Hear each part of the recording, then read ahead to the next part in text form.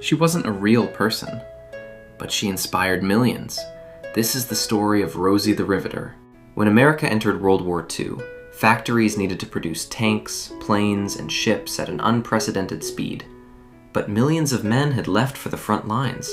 Who would build the weapons? The answer was women. The government launched a campaign.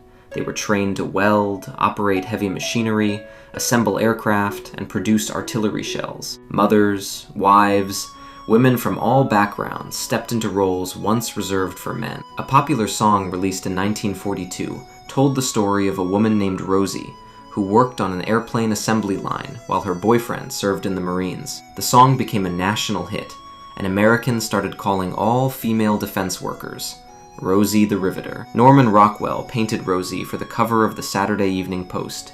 A strong woman on her lunch break, a rivet gun on her lap, her foot resting on Hitler's book. That image became iconic. Another poster, designed by J. Howard Miller for a Westinghouse factory, showed a woman rolling up her sleeve with the words, "We can do it." It wasn't widely seen during the war, but resurfaced in the 1980s and became the Rosie we know today. By the war's end, more than 6 million women had joined the workforce.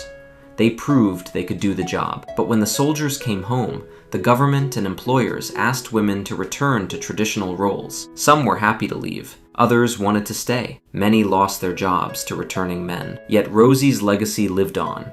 She became a symbol of women's strength and capability. The real Rosie was never one person.